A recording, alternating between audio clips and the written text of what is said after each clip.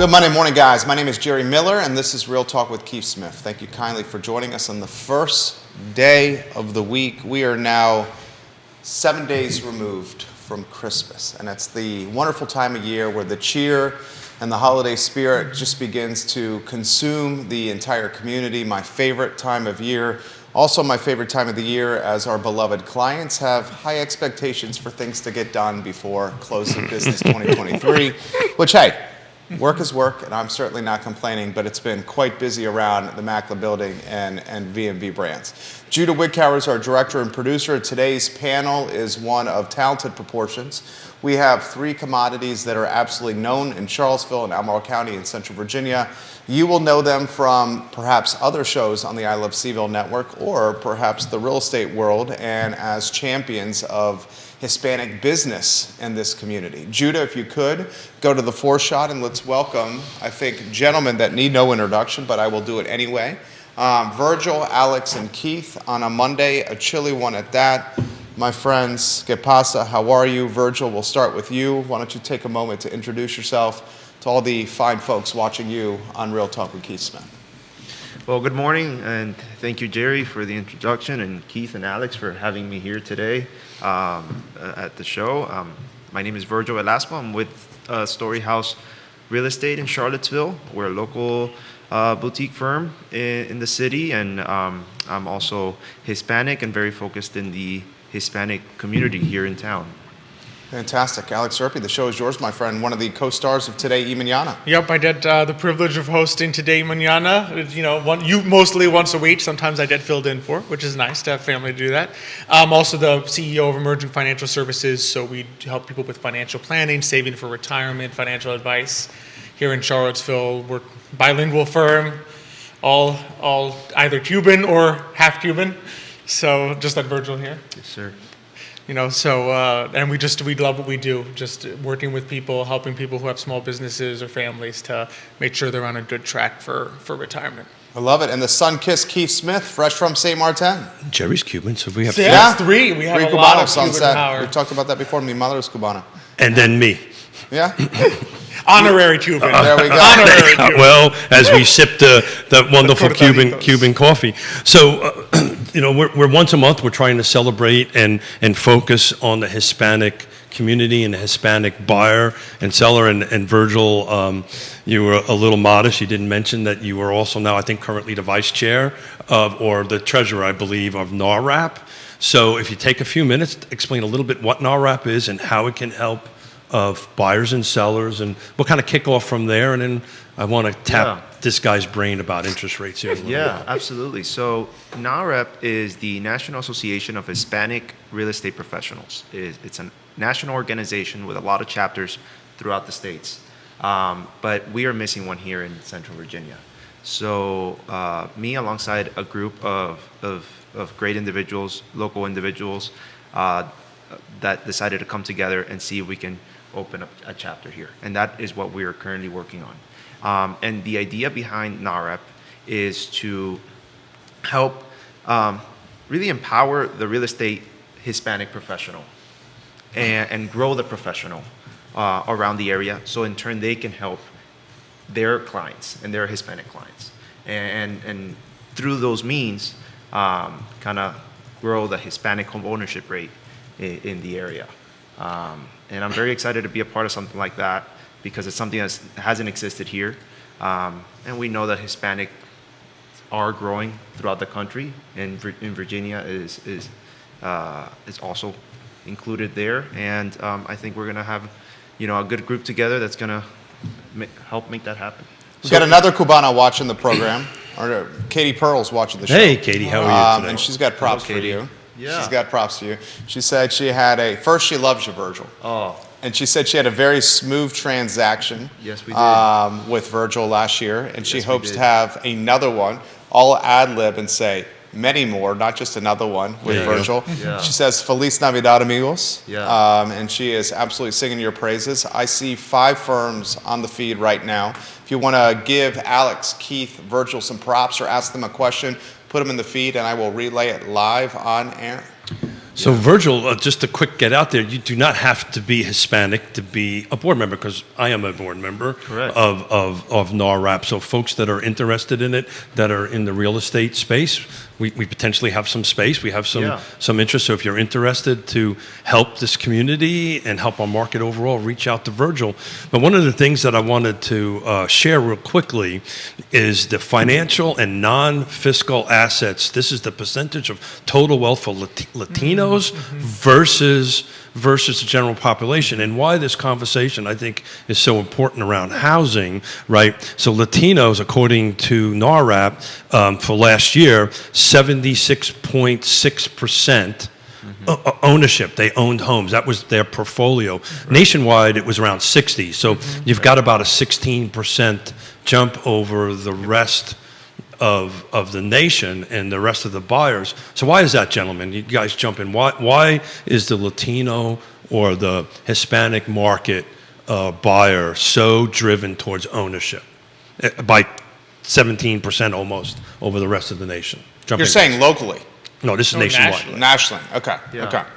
Well, my take on it, I think, comes from kind of an underlying value in the Hispanic population, just from personal experience.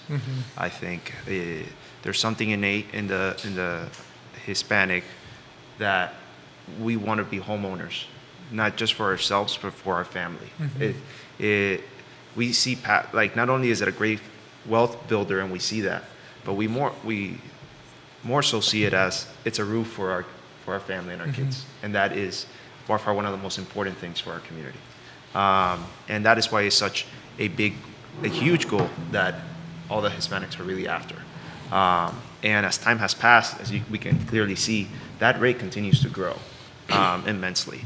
And it's because we have that drive to want a home for our family. I think that's where one of the core reasons we see those numbers. Yeah. What do you think, Alex? I'd agree with that. That's kind of my sentiment. I think as Latinos, we value family and being able to have family under one roof. I mean, we're more multi-generational than Latinos, in terms of generations living in one house, resemble more the America of the 1940s, where you had 70% of the country was multi-generational in a house. And it's now reversed. In 2022, there was 14% of all the sales were multi-generational, and when NAR releases its report somewhere in February and March, I think you're going to see that number being closer to 16 or 18%.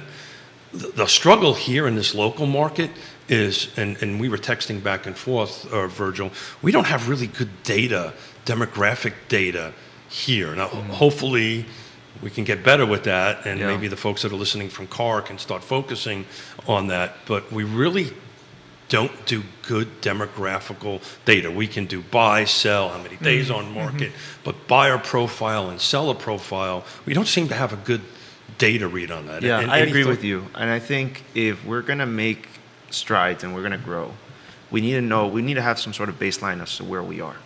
And I think that's a great point. I think as professionals, have to find a way through surveys or other means to gather as much information as we can to know where we stand. And so we can track in the years to come how we're progressing. Because without the data, it's like a ship without a compass. Like, we don't know where we're going. Well, Jerry and I everybody at this table loves data, so any opportunity to get more data is a great thing. Joe Tirana giving the boys some props right here. 6 real estate firms watching the show, 2 title companies watching the show, and a couple of closing companies watching the program. Kevin Yancey says good morning to everybody. Good morning. He's watching on the program. A lot of folks on my LinkedIn page right now. Keith Smith, jump in.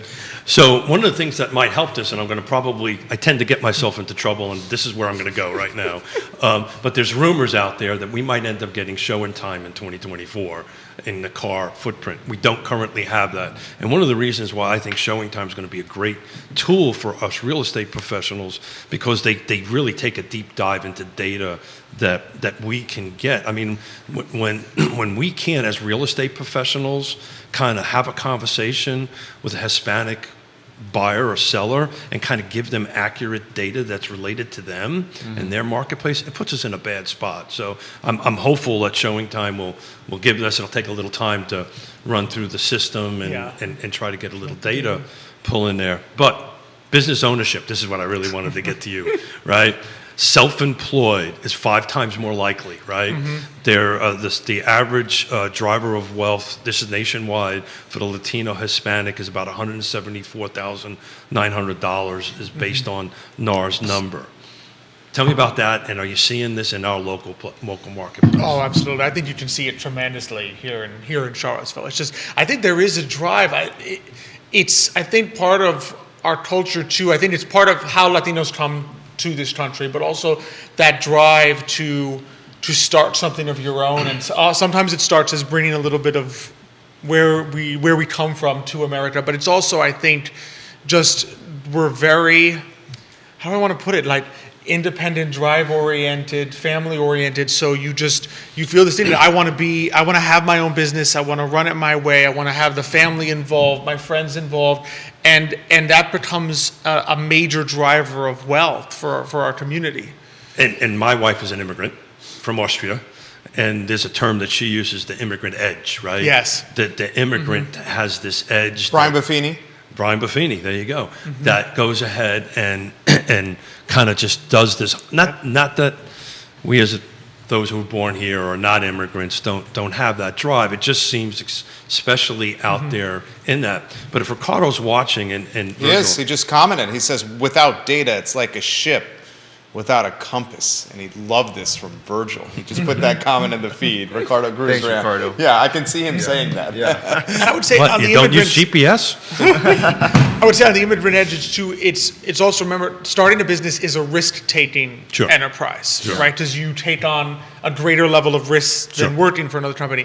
And if you think about it, the immigrant experience is a risk-taking experience. That's Like when exactly you- what Maybe I was the gonna say. when you riskiest of leave- all risks. Yes, exactly. I mean, you leave your homeland Yeah. to go to another country Exactly. is one of the greatest Right. risks you could take in your Right. life. Compared to that, starting a business Easy peasy. is It's it not- fits yeah, right in. absolutely. You And don't- then marriage, and then marriage. at least from Riona's perspective.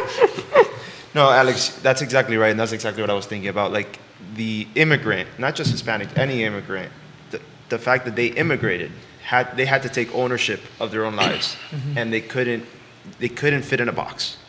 They couldn't follow certain, like because something around it wasn't working for them and for their family. So they had to make that incredible decision and take that huge risk to move. So when they get here and succeed at getting here and growing here, that's already like, that empowers you, right? Because like, if I could do that, I'm not stopping now, Yeah. right? We're gonna keep pushing forward. And we are fast learners, and how can we find ways to make this work? Because we're not scared. We're gonna keep taking risks because we saw the benefits of this huge risk that we did take, and it proved very well for everybody, so, yeah. So how are we going to help this community, right? You know, we talked, Jerry and I, what's today? Today's Monday, right? Friday, my days are a bit mixed up here at the moment. That's what happens when you leave an island, you know. Yeah. I left an island? I'm not still there? So we talked on Friday about, and thank you, Jerry, for carrying me through the show. I wasn't quite there, but so thank you for everything you do for me.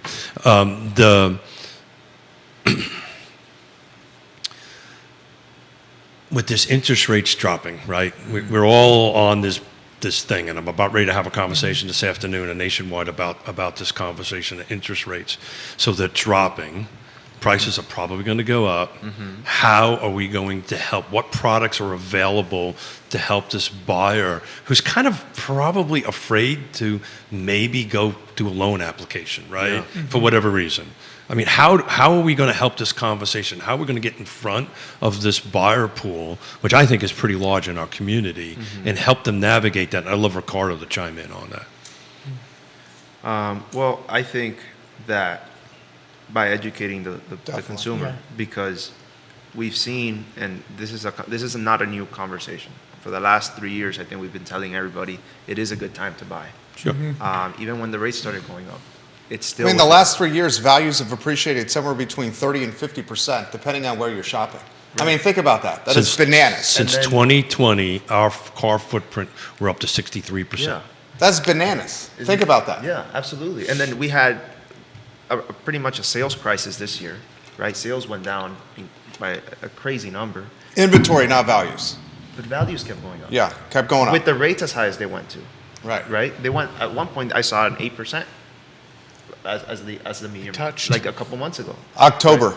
Right. Touched. Yeah, the most 8%. unaffordable month in American history to purchase a house was October And 2023. the prices come down. The prices did not go down. The prices did not come. Yeah. So That's that- the point he's making. Then So the point is okay, got that. That's the reality out there. Right. That's what the media is saying. But I think he's about to make a poignant point here. And I And jumped this is on the it. education point you have to tell your buyer. Yeah. Like, if prices didn't go down when sales went down and interest rates went up, they are definitely not going to go down when interest rates are going to about to drop a couple points. And I'll throw something else in their mix. Population's going to increase between 5,000 and 8,000 people over the next 3 years. And the people coming in the next 3 years, 5,000 to 8,000 additional people, large majority are six-figure jobs. They're tied to a data science school, a biotech school, the Northrop Grumman in Waynesboro, average salary $94K for that Northrop Grumman that's coming in Waynesboro. They're not living in Waynesboro. They're going to be living in Albemarle County, commuting over there, and $11 billion invested by Amazon. We have 5,000 to 8,000 people coming with six-figure jobs and throttled inventory, and rates going to drop 2 points. It's going to be a buyer's bonanza. Yeah. So, like, if you're a buyer and you're in front of a buyer right now, I think our job is to educate that buyer and let them know you need to get in as soon as you can if you have the means to do so. And I see it as like, get on the escalator. Get on the escalator and you'll figure it out. But you have to get in if you can, because the longer you wait, the much harder it's going to be. You're going to need, and I don't think salaries are going up as fast as prices are going up. Definitely not. So the sooner you can get in there, the better it's going to be for you and your family if you have the means to do so. If you don't have the means to do so, it's a different conversation, right? It's getting you to a point where you can afford a home.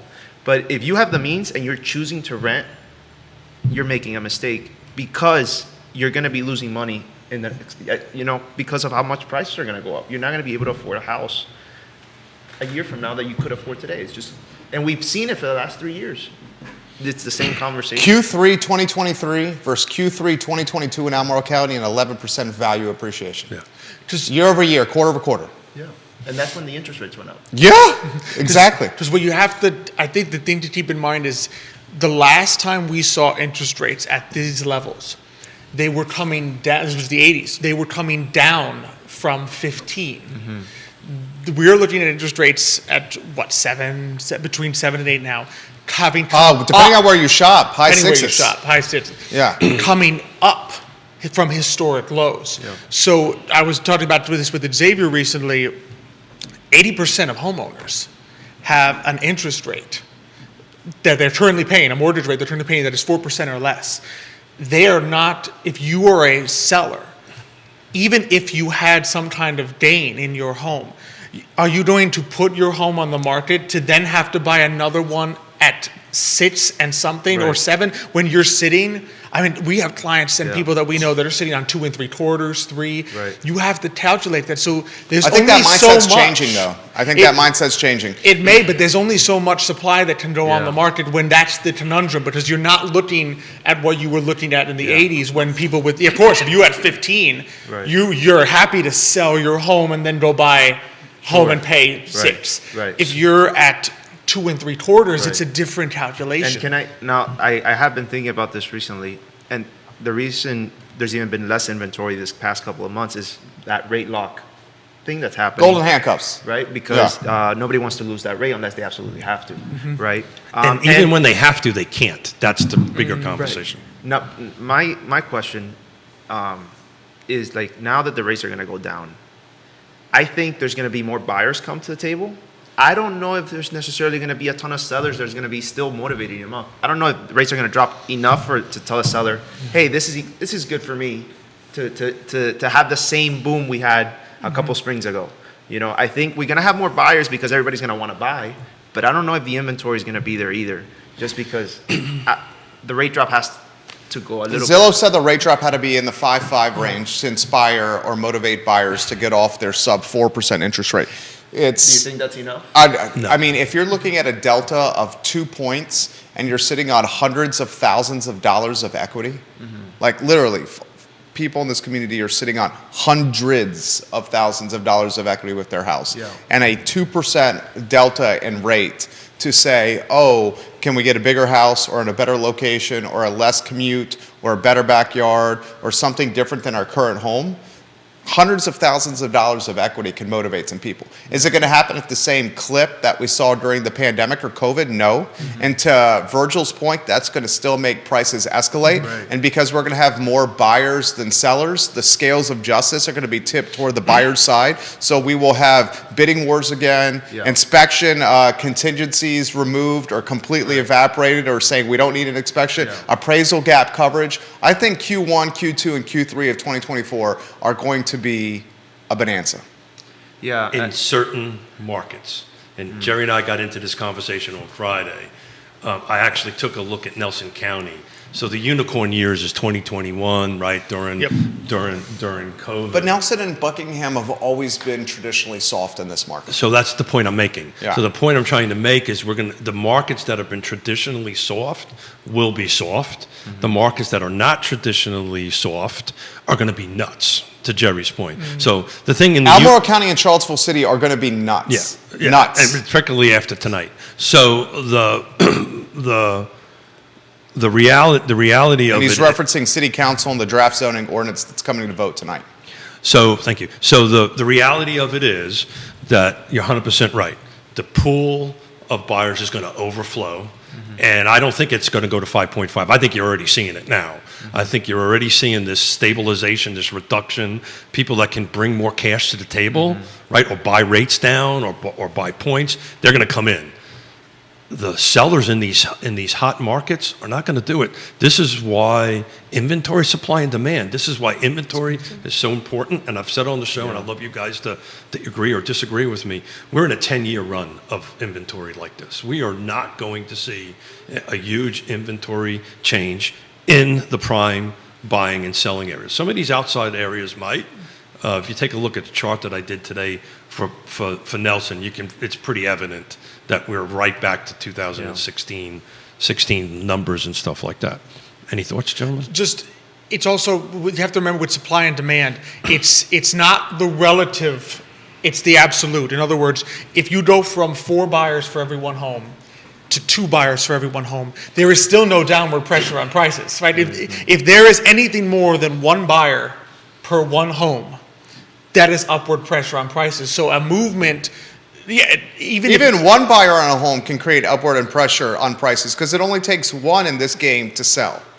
Even takes 1 one buyer buyer. can do it. You may even need less. You don't even need 2. So in other words, it's the absolute that matters here. So even if there's a relative change in the ratio of buyers to sellers, as long as we're seeing more prospective buyers than there are homes available for them to buy in the key markets, there cannot be downward pressure. There has to be an upward pressure on them. So, Virgil, are you seeing with your buyer clients the acceptance of where rates are, that this is the reality of it and that we're not going back? Are you seeing the same on the seller side?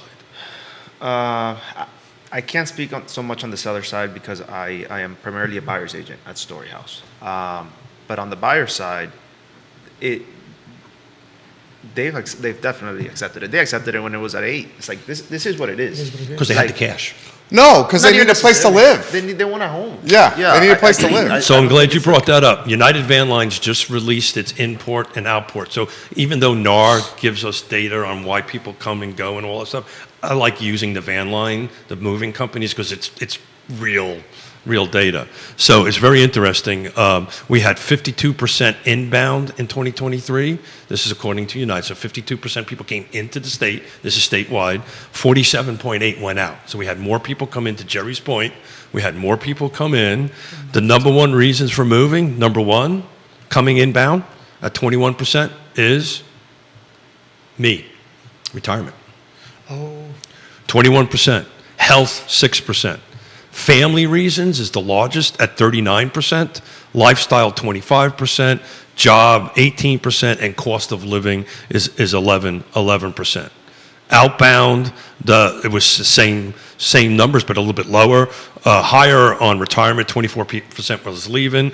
Inbound was 35%, which is a little bit less. But people are coming here to retire, to Jerry's point. They're coming here not so much for their health, I think they're going to Florida for that. Family, lifestyle, jobs about 18%. And these are real live people moving from point A to point B. Woody Fincham has this comment. He's an appraiser. We got a bit of stimulus with the last 2 weeks of rate drops. I think we're going to see a spike in transactions before 5.5%. He is very optimistic on what's happening in 2024. We have Joe. You're going to have to help me with his last name, Virgil. Joe, is it Tirana? Tirana, yeah. Tirana watching the program. He says, would you say it's fair to say even with rates changing the way they are, it comes back to buyer salaries and their buying power still not being able to improve all that much? That's the point Alex made, that salaries are not keeping up with valuation increases. Joe, I'll throw this and then throw it to the panel. A third of buyers roughly in Albemarle County and Charlottesville are paying all cash. Yeah. And the folks that are moving to this area, and that will move 5,000 to 8,000 in the next few years, Charlottesville and Albemarle in particular, are coming in after selling much more expensive real estate outside the region. So they're literally bringing in bags of cash with them, many of them working remote in bigger market jobs where they can work through an internet service provider in their house or their basement, hybrid or remote work. Bloomberg said Charlottesville region was top 20 nationally for the population of remote and hybrid workers. Top 20 nationally, the Charlottesville metro area. Mm-hmm. That explains a lot. So Joe, while the current residents may not have the salaries that are keeping up with valuation increases, it's out of market buyers that are driving the market to a certain point. Your take on that, Virgil? I mean, yeah, for sure. We have an enormous amount of people that are coming from different parts of the U.S. buying cash because they're coming from areas where they have way more equity than that they can use that to buy here. And Joe makes an incredible point, and it's one of the challenges for your local resident, the person that was born and raised here, the person that was born and raised in Albemarle. For them to get a home, they are competing with those incoming residents, and it's going to get harder in 2024. I think the competition is going to go up. I think we've gone through a very nice period for buyers these last couple of months where you can have home inspections, you can probably negotiate seller credits. I think that's going to slow down immensely coming into the spring of 2024. 100%. That's assuming the sellers decide to sell. Yeah.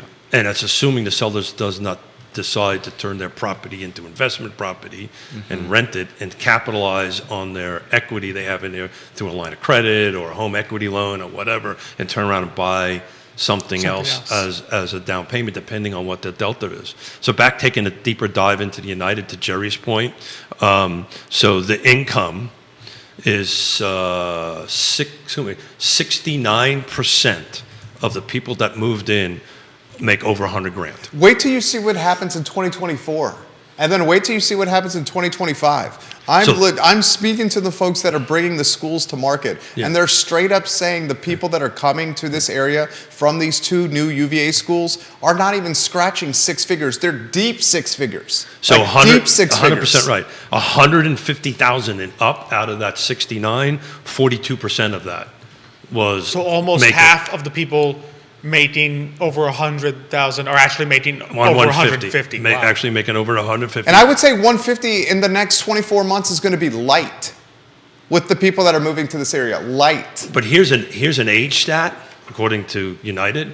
55 and over is 20%, 65 and over is 34%. So I didn't do the math on that, but it's somewhere close to 70%. On it, I'll round it up a little bit. Or above 55. Or my age and up. That's the other challenge, because that age group is coming, if they're downsizing, they're coming with equity. Or like I said, with the boatload of cash. Yeah. If you are a millennial group or Gen Z going in, you would traditionally have relied on mortgage because you're not coming with the cash. But Virgil, nobody's building quote unquote starter homes anymore because you can't. You physically can't do it. The regulatory reasons won't let you. The rezoning is too land is too expensive. Construction is too expensive. Back to the conversation of helping the Hispanic buyer, they are generally in the workforce, right? I think if you take a look at what they're making, I think they're doing great national wise. I think you might have a stat on that on there somewhere on that, but they're doing not quite the 123,000 AMI, but they're roughly darn close to it. Yep. Where in God's holy name are they going to buy, Virgil? Or how are we going to help these folks? I think That keeps me up at night. if you have some sort of influence on the Hispanic population, I feel like the message has to be that the young population has to focus on education. Because although a degree is not what it was, 50 years ago, I think it's 79%. Your median income is 79% higher as a Hispanic with a degree than without one. So just off the start, I think educating the younger population to go to college, get an education, will help them get an income that will help them purchase a house in the future. Well, I will tell you, my little brother is, and I've said this a couple of hundred times, is a trim carpenter in Richmond, and I call him doctor because he makes more money than my son-in-law, the doctor. It's an education. I would say we're reaching a point, to Virgil's point about the degree not being the same, we're reaching a point where the type of degree matters. Absolutely. In other words, what you specialize in, because there are going to be certain degrees in college that you're going to be better off with a trade school degree. But isn't that always the case, though? I think there was a point where the degree was being used by employers, a bachelor's degree was being used by employers as a proxy for how employable you were. Well, that's what has to change. I think we are beginning to see a shift where I think it happened first, I would say, 10 years ago, when I graduated college, we were already beginning to see a shift where economics professors and others were telling me at that time that the MBA, which is basically a master's level, was no longer being used as a proxy. In other words, many firms were saying, I actually don't want an MBA because I intend to train you in how I see business. I don't want you to come in with preconceived notion. Yeah. I think it's only a matter of time before that trickles down to the next level, in which ABA doesn't matter so much as what exactly. But that whole corporate and government and UVA mentality has to change. I'm a Marine, and people come out of the service highly trained, but they don't have degrees.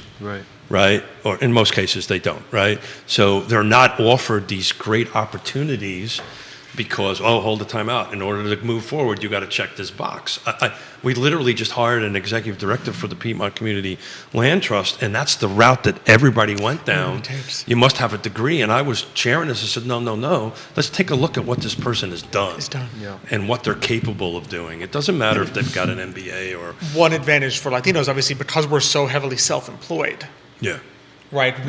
That's where what you can do becomes much more significant. In other words, you're not looking for a BA because you are the employer. So the question is, do I have the trades or the education necessary to do that which I intend to do as my business? Because that's where a lot of that's where a lot of Latino wealth is currently concentrated. And to circle back on helping the population, I think our role where we are is we need to help the professional first.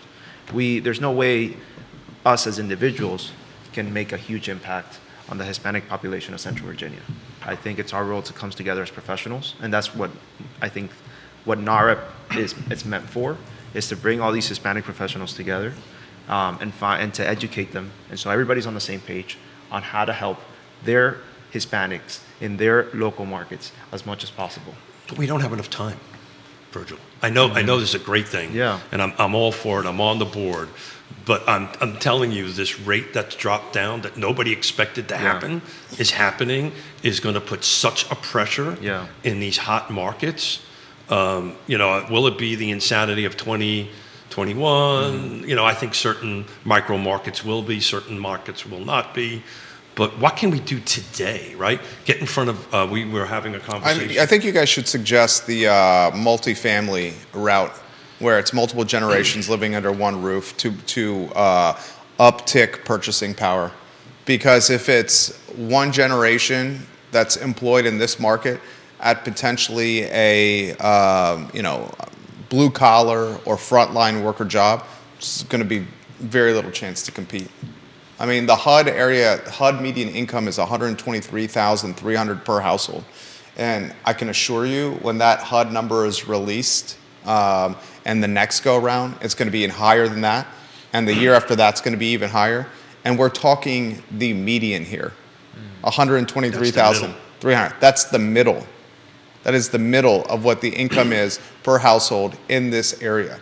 So I would suggest, if you want some house hacks, purchasing power through multifamily under one roof, basically pulling in income to try to get to buy a house. Your brother Nicholas asked the question about investors that are.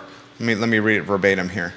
He says he saw a professional investor claim that within the next 5 years, prices will come down because amateur real estate investors will be unloading their inventory to get by, and that will lower prices. Thoughts, gents? And I immediately responded, no way, Jose. This is going to have no impact. In our market. In our market. I saw that article too. In our market. That's the issue nationwide, It's a nationwide. And our market is two different things. Yeah, so Jerry and I have been talking about this for a while. You know, this is not a silver bullet solution. There's a silver buckshot. There's all these little silver pellets that are going to go in and do this. There will be some mom and pop investors that maybe own 1 or 2 or 3 rentals that'll probably put their units on the market, capitalize on their revenue, don't want to put a new roof on it, whatever it is, they'll go do this. But when they talk about that article, they're talking about markets like Phoenix, where BlackRock and all these publicly traded companies have bought a gazillion single-family detached homes. If you take a deeper dive into that article on it, that's exactly what they're predicting. And he's spot on. That's right. They're going to start dumping that into the market, but it's going to be in those markets, not this market. Questions coming in. Let's go to Woody Fincham here, who's asking man, my phone is blowing up right now. Viewers and listeners, all for perspective, I'll relay it live on air. Woody says supply and demand, once again, we flooded the market with middle management related degrees and the market stagnated. There's lots of MBAs with jobs not related to what they have a degree in. Woody Fincham, thank you for that perspective here. Let's go to Grayson, who's watching right up the street. He says, when the rates hit to low 6s, or in the 5s, our family would consider selling our house because, as the panel has said, we have earned so much value with our house that we will sacrifice rates to capitalize on the revenue that we have or the net proceeds when we sell. Del Cabrera watching the program. She says, I'm so proud of Virgil Velasco right now. Thanks, Del. Thank you for watching the program. We appreciate you. Your colleague, Brittany, watching the show, one of Orange County's finest. I watched Brittany Moore stand out on the hardwood under Coach Brunel. She was a Jefferson District force on the basketball court. This question has come in for the panel. When the rates continue to drop as they're expected to do so and the buyers are there but the inventory is not going to be there, does Keith or the panel think a double-digit appreciation for homes in this market again? I think so. I absolutely love our viewers and listeners because that's the exact question I was going to ask Virgil. Yeah, I think so. I mean, it's going up in double digits. Every marketplace in our area. I don't know if every marketplace. I don't think every marketplace. No, I don't think every marketplace. Yeah. But I think Charlottesville and Albemarle, I think, for sure. Just because it happened when the rates went up. So I feel like with the rates coming down, it's definitely going to happen. It's good to hear that there's somebody already thinking, okay, if the rates come down to the 5s. We'll do it. My family will do it. It's a consideration. I mean, that's a great sign because I feel like we need inventory. We need people to sell. But it's a balance, Virgil. It's not going to help inventory, right? I mean, my assumption is we're going to stay in the market, right? And that they're going to just move laterally somewhere within the car footprint or something along those lines. They're not moving. They're not this outbound seller, right? So we're balancing, right? One's coming on, one's coming off, or one's coming on and 30 buyers. But balance is better than just incoming. Just the pressure of incoming, but no movement within. I mean, it's just not going to get there. Again, this is Christmas week, right? Yeah. So, it's the people are not putting their houses on the market, but the last 7 days, only 29 came on. The week before, 25. The week before that, 25, right? It's been in the 20s and the low 30s, week over week of new homes coming on the market. That number needs to be, 3 times, 4 times that, Yeah. just to balance out. And Do you think we'll start seeing those numbers go up as early as January, or do you yeah, I think think so. I think you're going to see it. I think you're going to see Christmas. Everybody's going to be done with the holidays. Everybody's going to kiss each other on the cheek, and everybody's going to go, let's go buy a house. And I think the buyer pool is going to flow over. I just not 100% sure you're going to get the influx of sellers. I agree. It's just going to be a lopsided. Yeah, I think there's going to be more sellers. I just don't think it's going to be Enough to offset. Well, I think it's going to be more lopsided in certain markets area than it was in 20 and 2021. We're going to have more volume of units sold in 2024 versus 2023. Yeah, but From that's an all-time low. I know. But- the next one's better. but that It's bar is- not going to compare to peak COVID, but peak COVID was an anomaly and shouldn't be a barometer of anything. So what we talked about, Jerry and I talked about this time last year, that I predicted 2023 to look more like 15 and 16 in volume, and we're about 16. We're roughly 2016 in the volume of units of sales. We should be comparing 2024 to like 2019. 2019. Or 2018. That's exactly We right. should forget 2020, 2021. I mean, You the can't first count half on of those data 2020 maybe points. we consider, It's but the even same- that had a COVID and it demoralized the spirit because we thought the world was coming to an end And it's in the the first part of 2020. And the same reason we need to forget 2008, 2009, and 2010, because that's not going to happen Right. again. But I don't think inventories were where it was at 2019. I'm actually working on a report for Wednesday, so watch out and, Yeah. and take a look at it. But it is below 2019. Yeah. It is below 2019. We'll highlight, man, you got a number of mortgage brokers watching the program. Brokers, let us know where you think rates are going to go. Michael Buchensky said on the program he thinks it's going to drop to 5.5 in 2024. That's First Heritage Mortgage's finest. 5.5 in 2024. How about this one that Keith kind of alluded to? What do you gentlemen think is going to be the impact? And City Council could vote on this tonight. If they vote on this tonight and approve it, I'm going to lose my bet to Keith Smith. I think it will be the first bet I lose to Keith where I buy a Ever. bottle of bourbon. So you think it will for be that delayed? bottle. I thought it was going to happen in 2024. This is literally the last meeting of the year. Do you want to talk draft zoning ordinance and upzoning and if it's going to have any kind of impact on this area and what you think that impact is going to be? Yeah, I mean, from the Hispanic side of things, that zoning is one of the biggest reasons it's hard to find a house. It was listed in the report as the top 4. So any changing in zoning could be a positive thing for housing if it's done correctly, of course. But I feel like a lot of times it's just nothing really changes, which is the biggest problem we have. Can I ask a question for you both? Any possibility, do you foresee the change in zoning potentially sending a certain group of people from Charlottesville out into Albemarle? Definitely. In other words, if you're currently Yes. in single family and Yes. you get rezoned, do you then Sprint to sprint HOA out to neighborhoods. Yes, Albemarle? I would agree. 1,000%. Absolutely. I don't think thousands, but No, 1,000% that will have an Okay, got impact. it. And I'm couple- sorry, couple my of hearing that- aids didn't pick that up. And if you couple that with the rates going into 6 or 5s, it'll definitely be motivating enough to sell and just stay within the footprint, just not in Charlottesville. The urban ring, 100%. Totally agree with that comment. They will move, to Jerry's point, to HOA. I've ran a numbers a couple of months ago. HOA communities on average sell about 18% faster than non-HOA communities. That number will increase And at a higher price point. at a higher price point, and it is also at a higher price point on that because there's stability.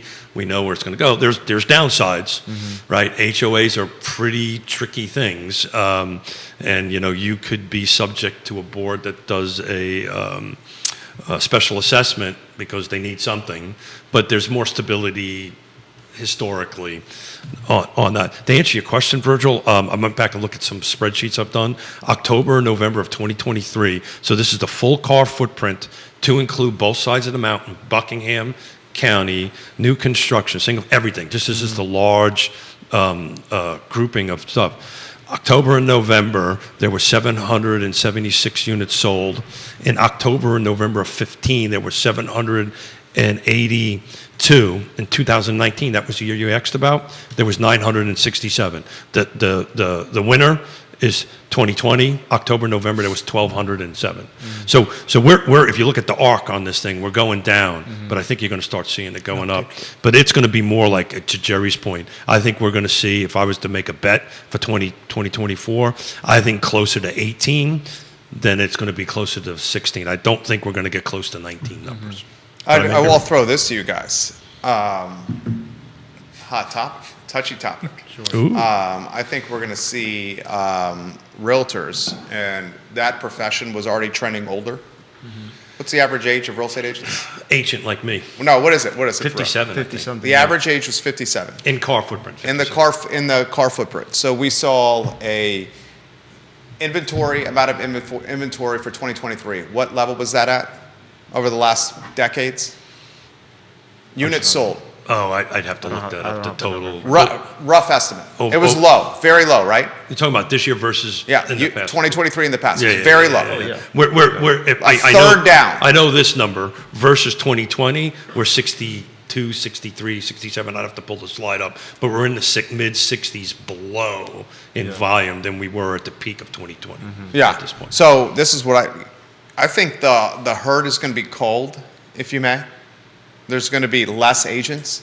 Yeah. While there will be inventory shortages still, you're going to have perhaps less competition in the field because the older portion of the real estate population is going to choose to retire because they don't want to renew the license and they see the headwinds coming.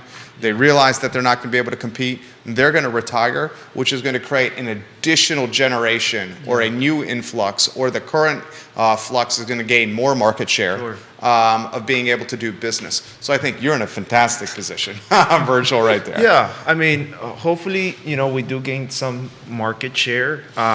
You're think- meaning more agents? No, No, his I think population. the current agents are going to gain a little bit more market share. I know that the agents right now, I'm like we're not renewing our licenses just yet. I feel like the agents that came in for the last 2-3 years are not going to be renewing their licenses probably to 2025.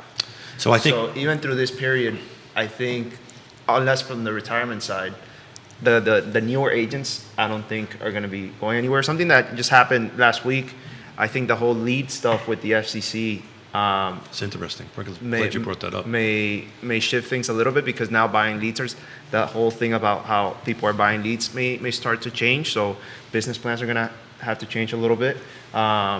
There's more challenges with that as well. But I think that the agents that got into the business more recently are probably going to stick around through 2024. They have a window. Because they have a window. They're not renewing their I license. think he's got something to say on that. Yeah. Here he goes. Get ready. Yeah, no.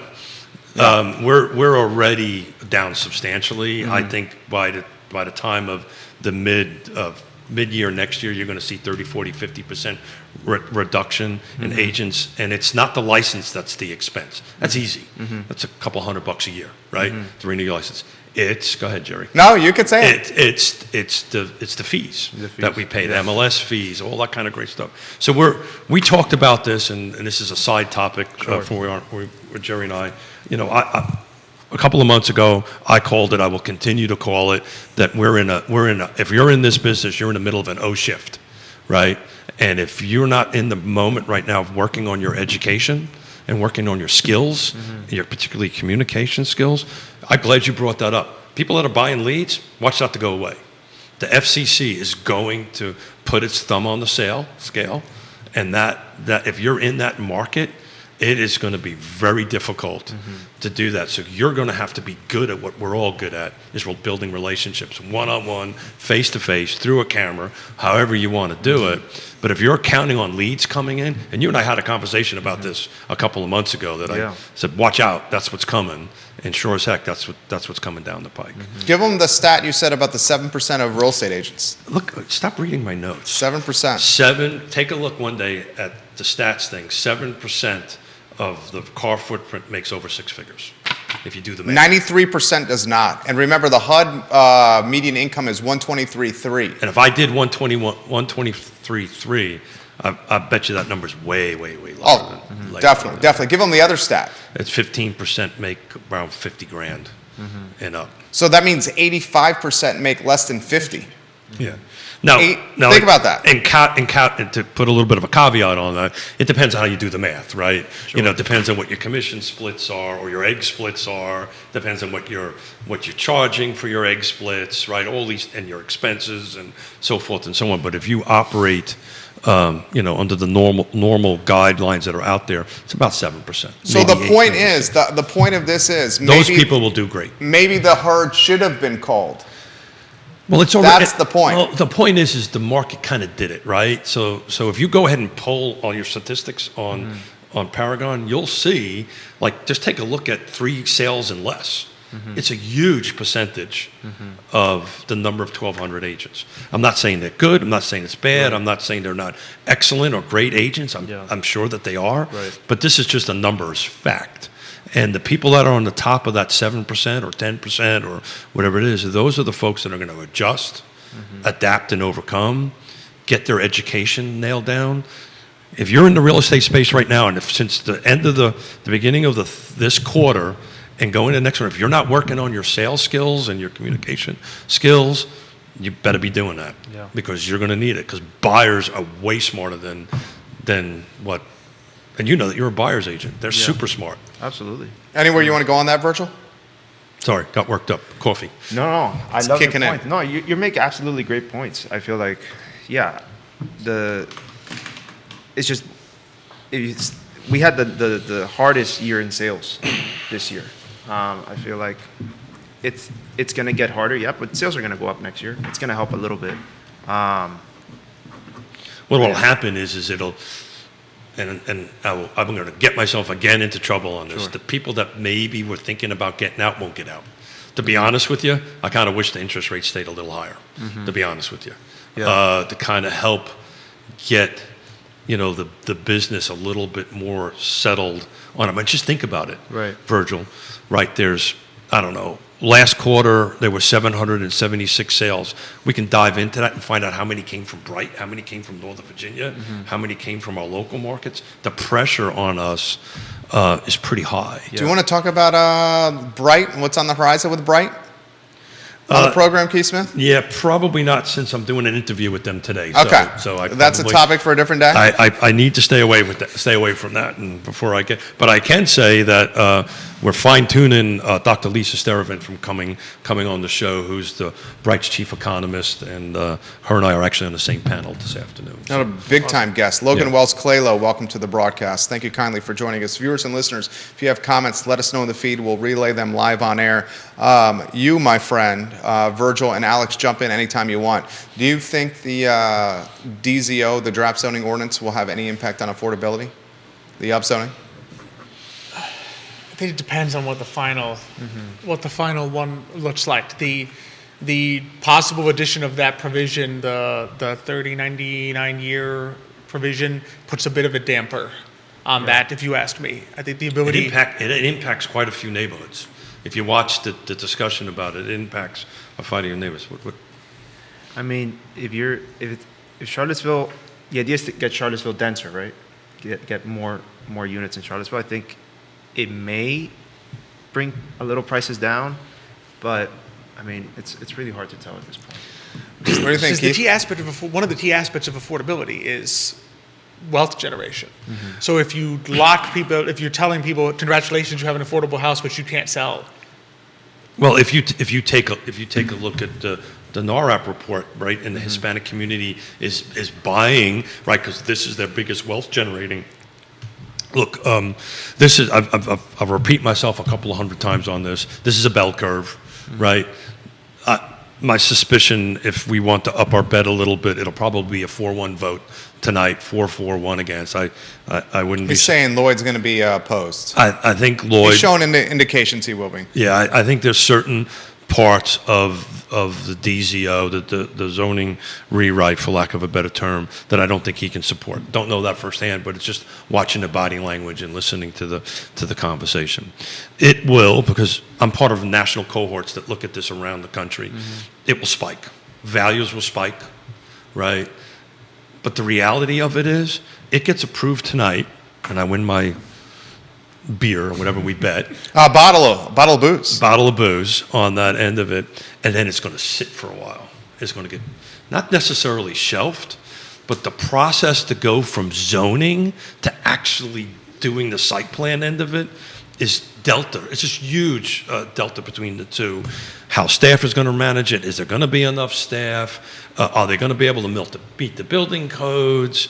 People are going to start tearing into it.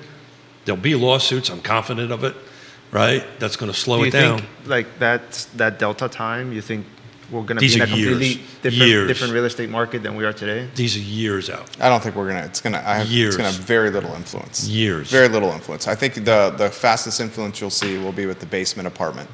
The basement apartment being more of a rental opportunity for a homeowner. Like the cost of an ADU, we went through this with one of our clients. You're looking at $300,000 to build a small home in your backyard. It's more expensive. Someone taking $300K on a HELOC, a home equity line of credit, their ROI on that $300,000 with their HELOC will be like 2.5 decades. So I looked at this at the Pacific Northwest because I'm part of a University of Washington national cohort on this. What'll happen is you'll get your garage conversions first. Granny apartments. Right. That's the low-hanging fruit. To Jerry's point, there'll be basements. That will not be as big as number as everybody thinks because building codes are going to kick in, and most of these basements you can't make it work on it. So that'll be the first thing, and then the rest of it is going to sit for a while, right? And it's just going to take some time. I'm a proponent of it. I want this to go past. I think missing middle and housing and more housing for all is a great thing. I'm supported 110%. But I also want to set realistic expectations. If you think tomorrow there's going to be 50,000 more houses and permits in here, that is not going to happen. This is going to take, that's why I used a 10-year model. This is going to take 10 years from tomorrow. And by the way, that thing will get changed about 24 times between now. Yeah, that's assuming that 10 years from now it also resembles the version in which it was passed tomorrow. What if this pendulum goes the other way and we maybe go to a true traditional buyer's market, right?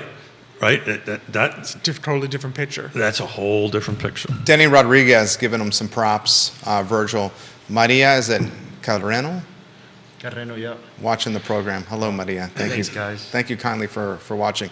Virgil's a popular man over here. He's got a lot of followers and friends on the talk show. I couldn't get out of Guajiros getting these tortaditos without them singing Virgil's praises. So. Oh, man. I appreciate everybody. I've been blessed with great friendships, and I'm very thankful for that. How are you positioning your business, Virgil, for success in 2024? Education. Yeah. I feel like it's more important than ever to be as educated as possible. I mean, we can't know everything. But we have to at least try to stay informed because our buyers need information to make sound decisions, especially when we're going to see way more competition coming our way. So staying educated is kind of top priority to educate our buyers in return. And with the roles that we're taking as part of larger organizations like NAREP, it will be helping educate the professional as well. Through shows like this, I feel like we have a lot of mortgage brokers, real estate agents, everybody's listening in. It's just a great way to educate the professional because I feel like working together, we can really keep the community strong and so they can make good decisions in 2024. Well said. So how can we meet the buyer in person, right? We just talked about where I think the market is going. It's going away more. I think it's going to go away from this digital footprint where it's going to be more personal interaction, and particularly with the Hispanic community because they maybe don't trust this. They surely don't trust the banking system, right? But it was Johnny Ornalis suggested, which I haven't had a chance to do it with, but I love your take on it, Alex. Is maybe meet them at the churches, right? Where can we meet the Hispanic buyer face to face and say, how can we help you?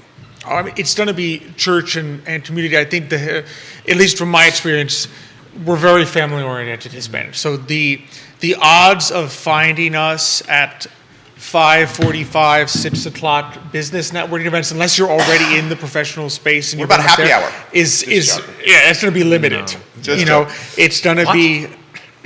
I'm sorry, it's going to be limited. It's going to be places we where... like to stay with family. I think, if you worked all day, you just want to go home and just want to be with your family. We're not gonna happy hours, buyer seminars, things like that. I don't think are gonna work that well, just because the Hispanic, that's not what they want to do. I think churches is a great way. I would hate to think just go to church to meet buyers. Well, Right. then that's the whole reason not to go there. Yeah.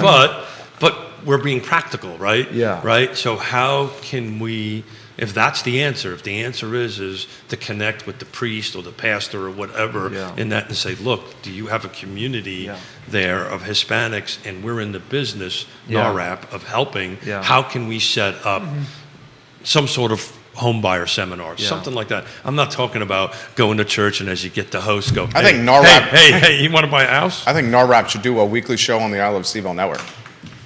It could be, I think that could be a good conversation to have. I mean, you do that, goes bananas. It's the most efficient way. Facebook, believe it or not, Facebook is a huge source of information for Hispanics. I know my grandmother. It's the number one website in the world. Yeah. The number one app in the world. I would say, yeah, My and I think- grandmother's like 80.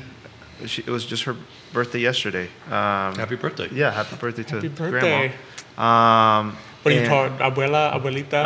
Abuela Sara, yeah. And she's on Facebook all the time. She sends me Facebook stuff every day, and so is my other grandma. So Facebook is definitely, they're paying attention on Facebook. And I think cultivating the relationships that we already have and making sure that, your sphere knows who you are and that you're here to help them. And like, we all want to buy a house, and we need to make sure that everybody in our sphere knows that that's our mission, to help those that want to buy in their respective families, that we're here for them. But if you take a look at the data, the comment that you made, we all want to buy a house, there's a lot of people out there that just gave up, that they don't want to buy a house, that they just, look, I'm just going to rent because this is too difficult. I find with the Hispanic community, they laser focus on it. They understand, because the stats prove it, they understand home ownership is the quickest way, other than calling Alex Urpí, is the quickest way to financial stability, correct? And I think the Latino community understands cash flow in a very good way, in the sense of, I think if you, 'Cause everything's cash. if you are focused on prices and interest rates, you are going to be turned away from this market. You're going to be turned off. Like, no, it's not. If you bring it down to, okay, what is this going to cost me per month in mortgage payment? Then a lot more people would realize, wait a second, I can actually afford to purchase a home, because when you compare my monthly mortgage payment, all inclusive, to my monthly rent, that investment, that change of $300 a month, $400 is actually something that I can do. Right. And I think the Latino community kind of gets that, because we work. Everything is a lot of things are cash flow with us. If you're just looking out there in the older mentality of, this home is this price and interest rates are now, let's say that time when they hit 7 and 8, right? Oh my goodness, interest rates are 7 and 8, and 6 years ago they were 2 3/4. That's going to turn you off and say, well, it must be unaffordable. Or 18% in the 80s. Yeah. But if you were like 18% in the 80s, you're like, this is great. This is super affordable. But to Jerry's point, I wasn't paying $400,000 for the house. But if you bring it down, which is what we try to work with people a lot, to say, what is the actual mortgage payment? And I think Latinos get that very well. Yeah. So I've been doing even this. if Latinos are not ready, I don't think they give up. The Latino clients I'm working with right now that sat with a mortgage broker or a lender and reviewed their numbers, and they're like, look, this is what you can afford right now. It doesn't look like we're going to find anything at this price point. But this is how we can help you. But this is how we're going to do it. And they're all excited to start working on making it work. It's like, what do we have to do? We have to improve our credit? Okay, let's see how we do that. Do we have to pay off a car or sell a car? Like, how are we going to get there? And they all get excited to do. I'll give you a great example. Was a family that came to me last year when there wasn't an ITIN, a tax ID program. And we tried looking with what the bank had approved them for, which was very low. Nothing that we found really did it for them. And I was like, look, let's put a pause on things. Let's work on finding a better option. And we did. And as soon as the better option came this year, I called them, and they immediately started looking for houses again. There wasn't a sense of no, I don't want to. I didn't have to convince them to jump back in the water. They're just ready to go, and I think we helping them get to that point will make it happen. But they definitely don't give up. It was just like, we can't do it. Okay, why? Okay, now let's figure it out when we get there. 100%. And I've been doing this for 3.5 decades, and everybody, for the most part, 90%, buy by the monthly payment. Do not buy by interest rates or whatever. And the media's kind of got everybody shocked about it. But that's the reason I was asking the question earlier about, is that conversation even coming up with the buyers? They're more like, where am I going to find it at the price point, and how much is my monthly payment going to be? That's exactly right. Monthly payment is the most important thing. And if they see that it's even a little higher than what they're paying in rent, they know that it's theirs. So they rather pay more than what they're paying in a rental to put it into something that's theirs. So when you see me wander into the Catholic Church, stand away from me, because lightning might end up hitting me. James Watson watching the program. James, A+ people. Love James Watson. My brother-in-law. Absolutely. He says, at 9 square miles in an expensive town, is any zoning change really going to make a difference for creating affordable housing, particularly taking into account we're looking at 10 years or more of folks moving to the area before any of the change comes to fruition? Absolutely right. I think this whole upzoning thing is nothing but window dressing. Well, maybe it's happen. our children, James, that will Yeah. see it. Yeah. It's not going to be anytime soon. You know what the quickest path is? And I think Jerry would agree to me with this, and it'll never happen. You know what the quickest path is to increase inventory? Is to increase What's up? the 5%. Well, that's Albemarle County. That's a different jurisdiction. I know it's a different jurisdiction, but that will impact everybody. Yeah, If but that ain't going to happen. We will be... Maybe my children, our children. I'll be long forgotten before that happens. Kevin Higgins asks, is vertical growth the solution? I just don't think there's the political capital there for vertical growth. Vertical growth may happen, but look at the project on Ivy Road. That's 10 floors and 200 and some apartments and 130 feet tall.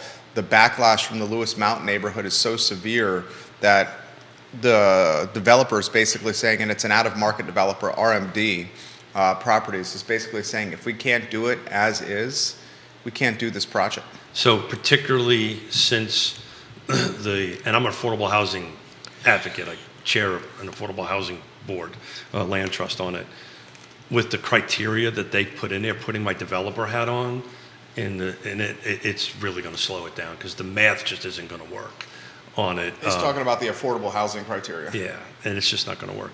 But we're going to wrap up here, guys. So thank you very much. Tell me a little bit quickly, Christmas traditions in your household. Oh, that we do? So, what we've typically done, obviously it's going to be a little different for me this year. I'm going to get a taste of the German tradition, because my my wife's mom is German. And stuff like that. Yeah, a lot of mooses and elk, and no, but they have a different set. But for us, pretty much, I think the number one thing is, so the Italian side, you get a lot of fish on Christmas Eve. So you get numerous variations of fish. Sometimes you get the fried calamari, fried batala. You get the fish salad is a very common one with the octopus.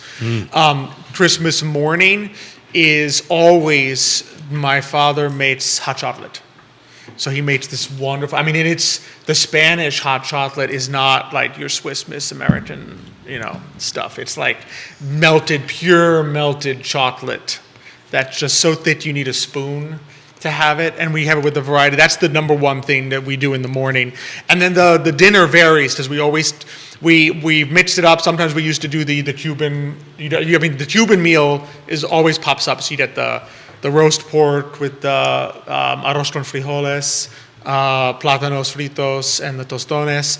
Sometimes we switch it up and do meals from movies. Like if we watch a movie we'll recreate what they had, if it was goose or duck, which is a lot of fun. We've had some good meals from like doing the cheese that. pizza that Kevin wanted on Home Alone? We go a little higher than a little more refined than the cheese pizza. Really? What's a movie? So like for 1 year we did the Shop Around the Corner. It's the old version of You've Got Mail. Okay. And they had, in the thing, there's a guy, they go to the owner of the shop mentions this meal that he's going to take one of his employees to.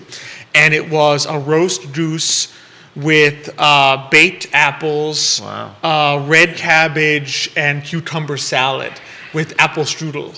So we kind of recreated that meal. Yeah. You know, we've done some others there, so but it's fun. But yeah, I mean, I've read that we have the book that has the, you know, the. Yeah, I don't want to offend anybody who likes goose or duck, but that's definitely not on top of my. It's just a bit too oily and gamey. When you do it right. Okay. When You'll have Mrs. to Urpí cooks it. You'll have to invite me over. But you celebrate on Christmas Eve? Or For the Christmas sake Day? of We do time. both. We end up doing both. We eat 2 days. Nice. I like that. We focused on Christmas Eve. So Yeah, our same big here. thing is Noche Buena. Oh. Where it's really a whole day endeavor of getting the house ready for the party and roasting the pig in the middle of it. So we spend probably 6 hours Good for you. roasting a pig. Do you do the whole pig? The whole pig, yeah. So we And your typically address is? go in the morning to find the pig. And in Miami, every place that sells a pig will have a super long line. So you try to get there early to get the pig that you want to feed the family. And then we take it home, we prepare it, and we typically do it the day before too, because we marinate the pig the day before. The kids hate it because they see a pig lying in the kitchen table with the head out and everything. I love that. But we marinated the day before, and then we roasted the whole day on Christmas Eve, Nochebuena, and it's the biggest day of the year for the family to come together. There you go. And appreciate one another and dance and listen to music. And it typically, I mean, my Nochebuenas go into the 4 in the morning. Sometimes. Really? Yeah. Get yeah. out of town. Oh yeah, man. That sounds would awesome. Yeah, we had a lot of fun, and then the next day we typically don't do anything. Everybody kind of disperses. Yeah, I would on think after Christmas 4 Day. o'clock in the morning. Everybody kind of goes their own way, and we actually open presents at midnight, which is super. That's what we Oh, do. that's really cool. Yeah, because the whole Santa thing wasn't really a thing growing up. Did you have 3 kings? Was that the big? What We was had the 3 big? kings also, but my mom couldn't do presents too much in a row. So it was Yeah. like Christmas was the big present Okay. stuff. But the whole there wasn't gifts under the tree, and then there was gifts under the tree on Christmas Day, and everybody waking up in the morning to get the gifts. That wasn't really how we did it. It was kind of like we spent the whole night Yeah. partying, and at 12, all the kids would rush to the tree to open whatever gifts were there. So yeah. Love it. So that is awesome. Thank you guys. This Yeah. gentleman has a show to get ready for, and we're a bit over time. So thank you. Merry Christmas. Thank Happy you. holidays to everybody. Likewise. Thank you for coming in. Yeah. Once a month we'll be doing the NAR and we'll talk Yeah. about see if we can expand it a little bit. later. Absolutely. Yeah, thank you guys. Alex, Keith, Virgil, Judah, this is Real Talk with Keith Smith. The I Love CVille show is up in about an hour. Thank you kindly for joining us on a Monday. So long, everybody. Actually, you're going to do good. I'm looking.